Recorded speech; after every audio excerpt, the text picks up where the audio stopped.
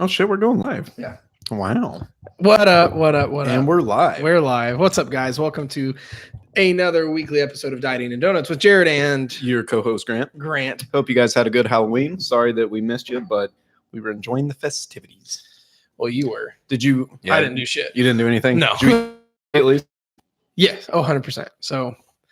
So yeah, if you guys weren't aware, we skipped last week's episode with we're not telling anybody just because you guys were probably out trick-or-treating with little children. So Yep, but we're back. or big children. I mean, if no shame if you're a 28-year-old adult going out. I'm not huge on Halloween, but you've never really done the whole I've never trick-or-treating thing. trick-or-treated. You know what? Next year, you and I, we're gonna go trick-or-treating. I say we do it. Oh my gosh. We could dress up as gym bros. I could dress up as you and you could dress up as me. That'd be easy. Just gotta borrow that hoodie and then throw on some shorts. Or we could dress up as Jimmy with the iconic tank top. Oh, I like that. We could both get one. We can run I'll wear the red one. You can get a good white one. Oh my gosh. Tastefully expose the nipple. I love it. If you guys, I don't know if you guys can hear Nika out in the other room whining because she wants in here, but Yeah, she's pretty sad. it's all right. So topics tonight I think are going to be kind of cool. So we're talking about meal timing. Mhm. We're talking about drawing a blank here. Meal timing, how to build your own meal plan. Yep. And then last one, I didn't really know how to word this, but basically training for your everyday life. Every day. So, like if you work at a desk, we're going to show you and tell you about the best exercises that you can be doing to help you at a desk. Mm-hmm. And I think that one's going to be kind of a fun one to talk about. But meal timing, I figured that we would start off and kind of like debunk some of the myths around meal timing. So just off the top of my head, the biggest one that I can think about that everyone that walks into a gym thinks about is the anabolic window. Yeah. That one's bullshit. Yeah. So the anabolic window, while it sounds like it might, have first of some all, merit. what is it? So anabolic window is basically like magically for 10 to 15 minutes, depending on who you talk to, after your workout. This would be a time where protein synthesis is heightened, and that taking in like a protein shake, something like real quick to digest, would basically somehow like increase protein synthesis past what normally would happen. See, but I've even heard gym bros talk about it to the level of like not even that. No, if you don't have protein within 15 minutes, your workout was wasted. I to be honest with you though, when I first started lifting, 150%. Oh yeah, follow that. Well, I had a guy tell me one time that it was your body somehow knows when you have your last set. Right. So it starts eating away at itself. Yeah. But now, fortunately for all of us, that's not a thing. So you know what? If you want to take 10 to 15 minutes after your workout and do absolutely nothing, that is A-okay, because the anabolic window is not a real thing. Mm-hmm. It's very much what your whole day's protein in nutrition is vastly more important than your one post-workout meal or whatever. So now, can you think of, I guess the other myth, and as far as I know, it is bullshit, for at least from what I've read, that like more frequent meals, smaller meals boost metabolism. Right. And as far as I know, that's complete bullshit. Yeah. The thing is where people get all messed up with that is like, this is such an individual thing. Like, are you going to get greater fat loss benefits eating 6 times a day versus 3? No. Even eating 2? No. If everything else is equated, your total calories, your whole foods, your protein intake, all that is equated, it doesn't matter. But I will say, if you personally feel better having 6 smaller meals versus 2 big meals, if you just feel better with something, there's merit. If you, for some reason, feel more energetic having smaller meals, there's merit. But at the end of the day, calories and protein need to be equated. Everything else is I would argue, almost irrelevant. Yeah. So, calories in versus calories out, that at the end of the day is all that matters. Yeah. I know for me, if I smash all of my meals at the end of the day, I just don't feel as good. I feel like my energy throughout the day is not as good. And then I feel like a bloated piece of shit at the end of the night. But like, it's not going to affect fat loss like most people think, or not in the context in which a lot of gym goers make it out to be, where it's like eating more frequent small meals. They're having themselves a little party out there. Either that or somebody's in my house and I don't know, but either way. Well, I think we're well off in here. So let's see. Now, so let's talk about times when meal timing might actually matter. So one of the biggest things, so now there actually is, and I'd be curious to know what your thoughts are on this. So I've actually seen a fair bit of research that, if like you're at like, the top level, that frequent smaller portions of protein can actually kind of like maximize protein synthesis. So as opposed to having like one large protein meal throughout the day, having like several smaller ones, still hitting the same, like, I've seen some of that same research. Yeah. So I don't know. For most people that is wildly irrelevant, but there might actually be some merit in doing that. Like if you're, trying to maximize and optimize everything, eating frequent meals of protein might actually benefit you. Yeah. But I think for the people listening to this, having them worry about their protein synthesis levels and whatnot. That's like one of those things that, like, if you're doing literally everything that you possibly can to the, fullest potential, then, that might give you that little bit of extra edge, but that's not like a make or break you by any means. 100%. Now, the other thing I will say that I'm curious if you've seen different data than I have about this, the whole eating 90 minutes before your meal, or I'm sorry, eating 90 minutes before your workout is going to help fuel your workout better. I massively disagree with that, because as far as I'm concerned, the process of glycolysis, from where carbohydrate in mouth ends up being glucose and glycogen stores in the muscle ready to be burned as fuel, takes way longer than 90 minutes. It takes I understand like 4, 5, 6, 7, 8 hours, where like your workout is going to be more than likely fueled by what you ate for dinner last night, not what you had, not the granola bar you had an hour ago. Yeah. So in terms of that, I would definitely agree with you that, goodbye, Remy. Hello, Nika. Nika's coming to join the party. But yeah, in terms of that, I think that you are like spot on with that. Like that doesn't happen enough from the time that you eat something in an hour and a half time period. It's not going to be what's because your glycogen stores are going to be, or at least should be, completely replenished by going into your workout. Well, obviously there'll be some blood sugar benefits, like your blood sugar will be spiked, but I'm not convinced that like, that granola bar will still look like oats and granola in your stomach then, you know what I mean? Right. So what are some other common nutrition myths, or not nutrition, in terms of timing? Biggest thing is, so this come 7 o'clock is magically different than it was at 9 o'clock. Right. That, and you would be surprised. Well, I'm sure you probably see this more than I do. How many people actually believe that? Yeah, it's pretty insane how many people still believe like eating late at night makes you fat, but you don't have any magical digestive enzyme that shuts off. It clocks down at 5 p.m. But here's the fallacy, and I can see where people like could have seen this, but with the concept of they're less active and therefore they should consume less. Right. Yeah. Now I'm say that one more time. I was a little bit distracted by Remy. Poor Remy. No, I'm sorry. What did you say on there? So I was meaning the concept of I see why people could think that, where it's like, oh, I'm less active later in the day. Right. So, at the end of the day, it's literally just, and it's largely not even like daily calories. Like it just depends how you want to look at it, because everything averages. So like, you could look at it from like weekly standpoint, you could look at it from a daily standpoint, but it's all just like how much you take in and how much you are burning. So, activity levels at a certain time period doesn't dictate that, the food that enters your mouth is going to somehow like stores, fat or anything like that.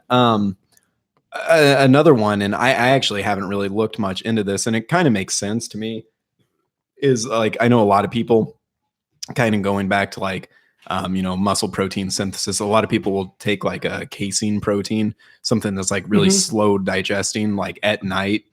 because when you're asleep, that's the longest period that you're going Sure. without food. So I know a lot of people do that, but again, that's kind of like talking about like the 1% of things that Right. you can do. So, but I mean, do you think, is there any merit to that? I mean, I haven't seen like a lot of like specific research regarding casein protein intake. I think it's highly overrated because it's at the end of the day, like if you have, let's say you have a whey protein shake right before bed versus a casein. I mean, I would be curious to see the research on it. I think it would be very minuscule though. I don't think it's going to play that big of a role. I think it's a lot of the little stuff like this that people get a little bit too bent out of shape about, where it's like, I'll see people. I like in the gym today. You'll hear people talking about like their whey casein, magic, taking SARMs, and playing with all this other, their magic fat, muscle building stack, but they don't even count a fucking calorie. SARMs are like the big thing right now. It's annoying. I've been hearing that like all over the gym. And stuff. Yeah, but like it's like it comes down to like, what the hell is he eating? It comes down to like just trying to have himself a nice donut. Your big ticket items. A lot of people, they're so focused on taking fat burners and their best split and their massive muscle stack and the best BCAA ratio and their X many meals per day to magically help their protein synthesis. But it's like, what's your calories look like? How many stalks of broccoli do you eat a day? Like, right. And a lot of that basic shit isn't taken care of. That's the thing. I feel like under the category of meal timing, most people, I mean, they don't have the items in line that even benefits them to get to the point where meal timing is. Everyone wants to try to major in the minors. I don't know why we're drawn to stuff like that, but I mean, almost everyone does that. Mm-hmm. But yeah, I mean, like as a whole, I think meal timing largely just doesn't matter. Yeah. I mean, unless you're talking to like the most elite athletes, the NFL players and the best bodybuilders or fit or athletic people. Okay. There's some merit where like, okay, football player, let's not eat these foods before your game because you're probably going to get bloated and feel like shit. Or, okay, let's have this the night before to make sure you perform your best tomorrow. Right. But fucking soccer mom who just wants to look good naked, like this is irrelevant. Yeah. Now, if you're like, Lance out there and you're about to go, bike for, 10 hours straight on the Tour de France, like, yes, is it going to be beneficial for you to carbo load beforehand? Mm-hmm. Sure. But again, for like everyone out there, Lance, if you're out there listening, you keep doing it, buddy. But for the most people, no blood doping though. That's bad. Yeah, no blood doping. But I think everyone in there does it. So I'm sorry that happened to you. But yeah, that's another. We could talk about that too. Oh God, stuff like that drives me crazy. Blood doping is actually I think it's fascinating how it works. Oh, it's really cool. Like they pull, like if I'm not mistaken, they pull blood out on one side, put it through a big oxygenator, and puts the oxygenated blood back inside you. Right. Like I'd feel fucking awesome too. Dude, it's amazing. Like the links that people go to just like get that edge, and then I think the funny thing too is like everyone was all like flabbergasted when it came out that he was doing like PEDs and stuff like that, and it's like, are you fucking kidding me? He's a professional athlete. Find me one professional athlete that doesn't take PEDs. See, I think professional athletes should be allowed. Oh, well, I mean, the thing is, all of them do. So why is it? Well, and here's the thing: under the category of performance enhancing drugs or performance enhancement, I know we're going off on a real big tangent here, but like, I think there's other ways of performance enhancements that are legal that other people don't talk about. Like, let's say.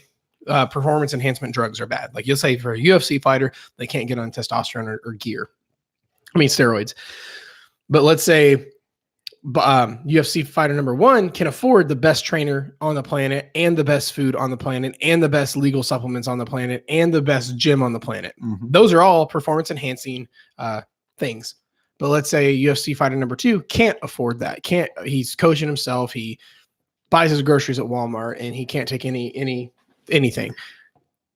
I think the reason there's this one has a leg up on him in the same way steroids would. So I feel like to an extent almost anything should go.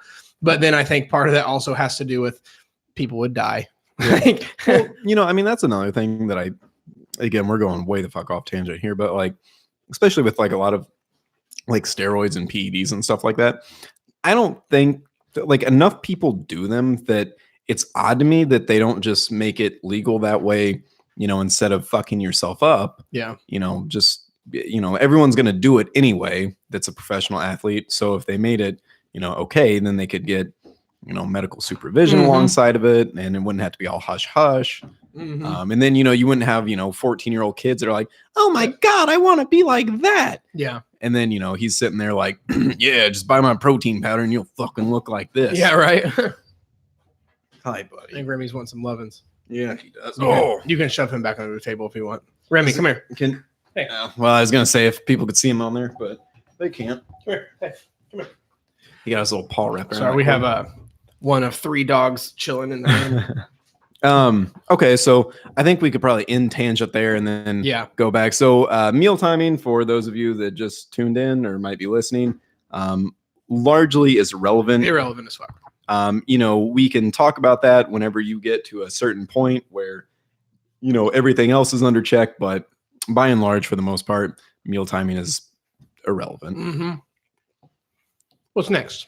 So how to build your own meal plan.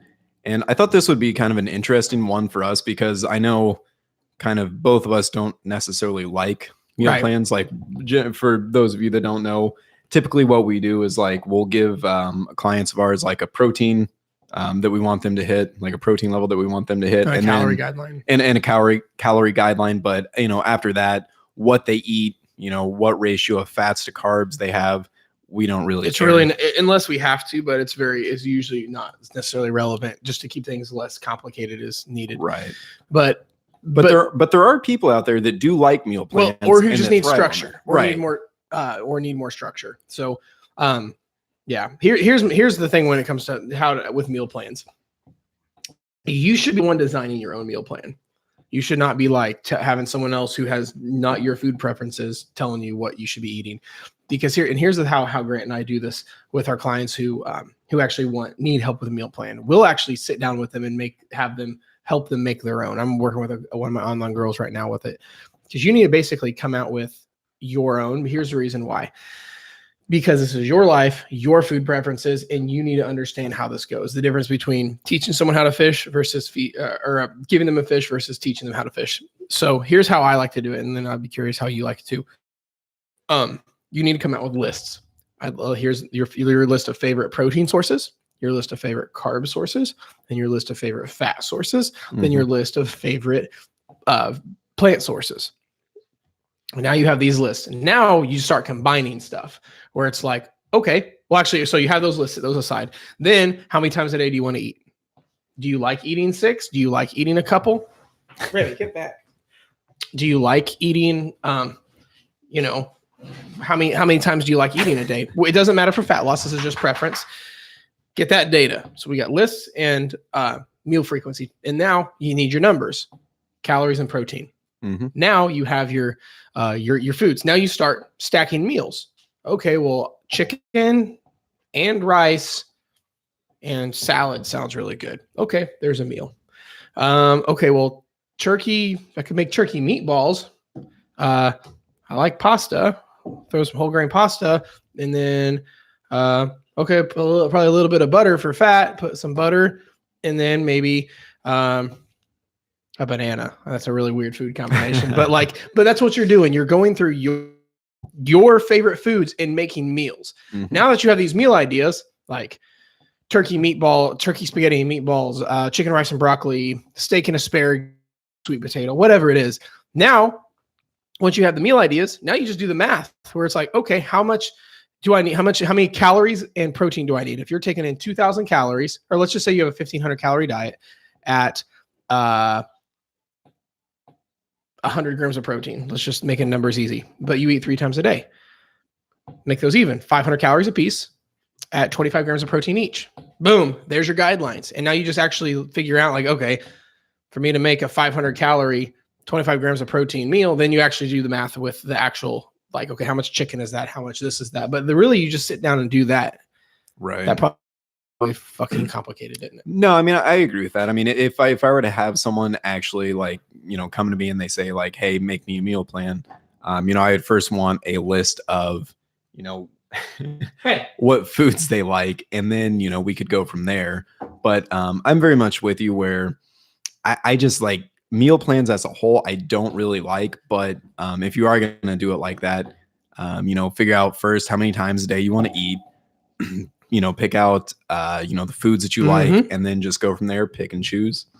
Now there are certain things where like, if someone was like, all right, I like chicken and only chicken, at that point I might be like, okay, we might want to start taking some fish oil supplements, or, I'd like you to eat salmon at least like, twice a week. Yeah. Things like that. But yeah, I mean, as for meal plans, I think that for the most part, it should be something that you create yourself and not something that someone else creates. Well, and knowing that it's okay to change it at any point in time. Right. Because like because here's the thing, as a rule, coming from a place of routine and being predictable can help. If you eat mostly the same foods at the most times, the more ritualistic you can make with it, the more successful you're going to be. Right. For most people, if you most days have breakfast, you mostly have 2:00, and then you usually have dinner. You usually have a snack right between those, and then you're going to eat late at night.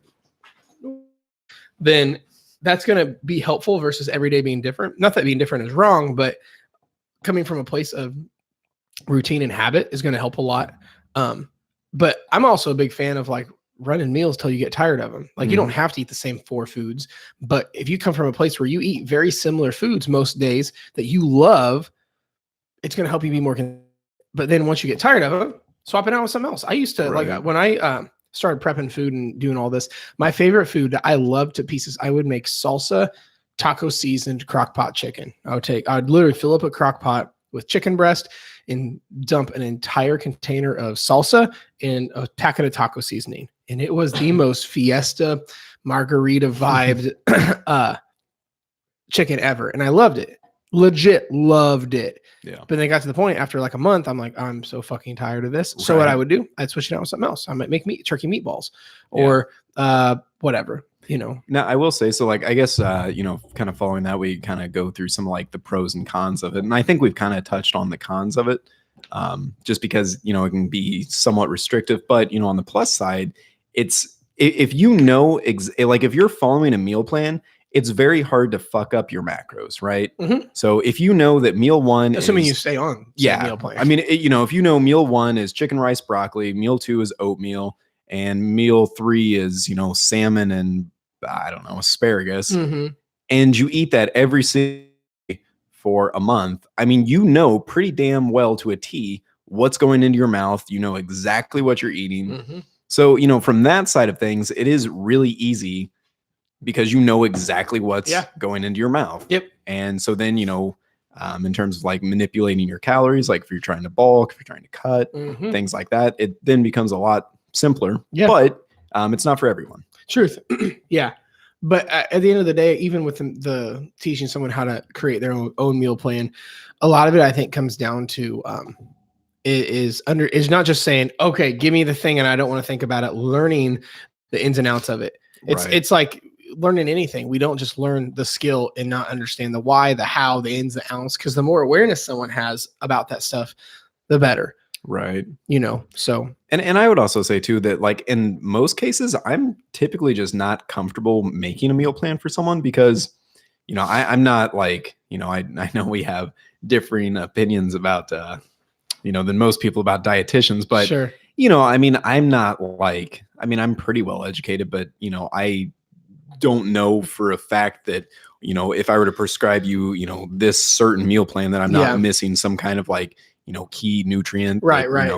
No. So like in a lot of cases, I just myself wouldn't be comfortable doing that. Yeah. And that's the thing is, even when like I've helped people with theirs, it's not like, okay, this is your meal plan in terms of like, I'm prescribing this and this is this. It's like, no, here's some calorie suggestions in your guidelines. Here's some numbers and guidelines. Okay, you gave me this list of your favorite foods. So let's combine things to actually good meals that you enjoy that fit the goals you have. I'm more along the lines of that versus going online and a chicken, rice, and broccoli plan. Yeah. So now, have you ever done a meal plan like this where basically like, so you've got your meals, you've got meal 1, 2, 3, and then you literally have written out like everything that you could have and then the calories next to it. So, like, let's say for meal 1, that you're going to have chicken, turkey, or beef. Mhm. And so then you know, say, all right, so it'll be 6 ounces of chicken, 4 ounces of turkey. Equals or these numbers. Equals that. Yeah. So then you literally can just, you know, like, okay, you know, that sounds good. That sounds good. That sounds good. Yeah. So we've got ABC for meal 1, and then you know exactly the macros Yeah. coming into it. I like stuff like that. Then it's a little bit more variable too. 100%. Keeps you happier. Well, and not everyone is necessarily in the place where they can go straight into like just kind of going day by day off the seat of their pants. A lot of times we need, before we can have more freedom, we need some structure. Not being super rigid, but just having structure. Yeah. So, you know, and I will say, like, for me, big word. yeah, just, you know, for me personally, like that, because for about and I wouldn't recommend anyone do this, but for like literally a year and a half, I ate the same thing for breakfast, lunch, dinner, same 2 snacks in between. Really? For literally a year and a half.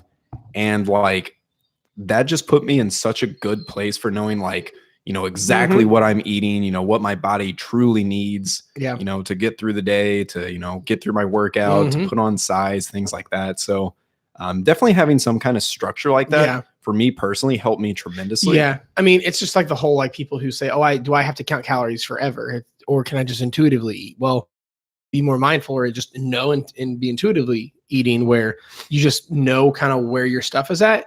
It takes a pretty longer period of time of coming from a place of structure and understanding to get that, you know. So yeah, I mean, because would you agree with this, that, you know, before you could ever start intuitively eating, you would have to have, I mean, months. Oh yeah, absolutely. If not like a year of like tracking what you're eating. Yeah, 100%. I mean, everyone that we've ever talked to, I think for the most part, you know, whenever we're like, you know, so how much are you eating? You know, I think about 2,000 calories. And then we're like, okay, can you please track that for a week? And then they're like, holy fuck. Yeah. Well, or remember when I said 2,000? Oh, well, I would even say, even like you and I, like when we dial in our food, we track it. You know, but like but there's a thing, we're going in phases and all that mess. But yeah. My dogs are so fucking annoying, dude. He's sad. Well, I can hear those. I don't know if you guys can hear it with the mics and stuff, but like my dogs are being really fucking annoying. Yeah, they're pretty sad. Oh, that's not Remy. No, that's Nika on the other side of that door. I was giving him dirty looks for nothing. All right. So moving on to the third one. Yeah. What we got? So the third one is basically just how to train in the gym for your everyday life. And I think this is kind of an interesting one because, like, I know at least who I got. Well, you were NASM too, right? So, like, you know how a lot of the times they talk about, like, you know, if you have upper cross syndrome or lower cross syndrome, like how to kind of remedy that. At first, I didn't necessarily buy into that, but the more and more I think about it and the more I look into it, like, I think it does have some merit. So basically what that's saying is, like, so if you're like, let's say you're at a job where you're sitting hunched over typing like this day in and day out, basically what, you know, you would do to remedy that would be, so you would focus not all, but more on like strengthening your back. I see my issue with some of that stuff is, first of all, I think it's way out of our code of conduct or line of practice to diagnose or kyphosis, lordosis, or upper cross syndrome or lower cross syndrome or whatever. But I think people take those to some extremes where it's like, just because someone's like this, it's like, oh, overactive chest and shoulders and underactive back. It's like, no, most people's posture is just shit because, you know, and I think people are just kind of lazy. But I think for most functional training, like, yeah, there's a side of it where it's like, well, what's your day-to-day look like? But most of it's very similar. Most people's, it's all the posterior side. Most people's glutes need work, core needs work, entire back needs work in terms of strengthening. That's most people overuse the whole front side of them, no matter what most people's issues are, you know. I mean, if you're someone out there that just, you know, like one of the best remedies for back pain that I found is strengthening your core and strengthening your glutes. You know, hamstrings too. The whole backside of you, like, yeah, I mean, it's like your shoulder hurts, train the backside of it. Your back hurts, train your hip complex, the backside of it. Your knee hurts, train your hamstring and calf area. It's you know. So now in terms of like training, like more specifically like exercise selection for that, I mean, would you agree that like we would probably want to avoid more like isolation No. type of things where, like if you're, experiencing a lot of, I don't know.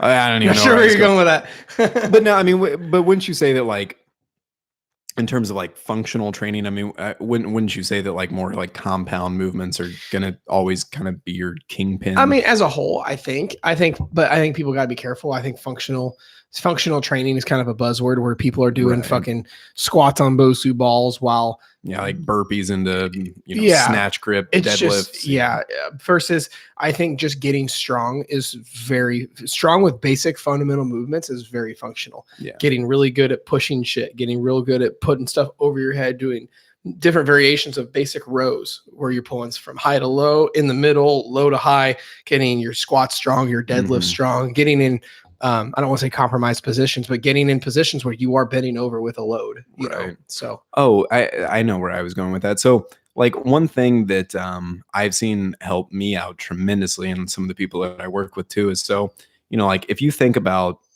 generally speaking what you do in the gym, a lot of it is just in two planes of motion, right? We don't do a lot of like multiplanar like step outs, diagonally to the side. And I think that that's actually really important to kind of like what you were saying is like train all the angles. Sure. Because I think a lot of people get in there and they do, row, they do chest presses, and then they don't work their legs in like varying directions. I mean, I think a lot of it's goal dependent because like I don't think like I'm gonna take Mrs. Jones who's 65 on an agility ladder, like no. But like I mean there's definite merit to doing stuff like that. I think it's easy for people to overcomplicate it and feel like they have to do some crazy weird shit for the sake of like, no, this has to be complicated and crazy versus like there's a lot of merit in keeping things super basic and getting just strong and moving really well. I think it's a double-edged sword. I think a lot of people take it too far where they're like doing burpees on Bosu balls versus like, no, let's actually do a step up or a stepping or, doing different movements, like, just like you said. So, yeah, I mean, I think one of the best ways to think about it too, is like, if you have, issues lifting things, then find something in the gym that mimics lifting things and then get better at it. So, if you struggle with lifting things and that causes you problems, then, I'm not going to say I'm a doctor and that's what you should do, but, I would imagine that if you did some kind of like deadlift variant, that would probably help. Yeah, 100%. I mean, if there's stuff in your day to day that people struggle with, like things that hurt or don't feel so good, like training those muscles to conduct themselves in a really mechanically advantageous fashion is going to help a lot. Right. So, yeah. But yeah, I think that is kind of like all I wanted to talk about on that. Yeah. I don't know where we are time wise. We're at about 30 minutes. Do we want to do like, I don't think anyone's typed in here. Do we want to do any kind of type of stuff or I don't think we have anything in the box. We might this episode just might be a little bit shorter because we still have a good half hour worth of content. So like you're saying you want to go for another half hour? No, I'm saying is like if we gotcha. I think I said this episode just might be a little bit shorter just because we got through everything we want to talk about. Short and sweet. I think I think this one was like super informative. I think there's some really good, some golden nuggets in there. And my dog's being super fucking annoying. So I can't say that. Remy's in the corner. He's chilling. Yeah, he's cool, but those two are being crazy. So, but no. Otherwise, man, I think we were just a little bit more concise than normal. So Well, we kind of got off on one tangent. Yeah, talking about SARMs and a bunch of weird shit. So, dude, that is like a very like speaking of like stupid buzzwords right now. That's fucking huge. Yeah. Well, and something else that I don't understand either. It's like I know currently that stuff is like. I mean, I'm pretty sure it's like illegal. Right? Yeah, the only it's like all for experimental animal testing only kind of stuff. And I don't know if they're just like selling bullshit stuff, but I know in like there's so little research. Supplement stores that you walk into right now are literally selling like powdered form, like what the FDA would classify as a supplement. Yeah, it's there's just so little research on it, and it's just a bunch of impatient teenagers wanting to take them. So, yep. Time and consistency. Yeah, that's what it takes. That's right. All right, fam. Well, thank you once again for tuning into tonight's rendition of Dieting and Donuts with Jared and Grant. We'll talk to you guys next time. All right, guys. Have a good one. Have a Merry Thursday. I am pretty sure one of my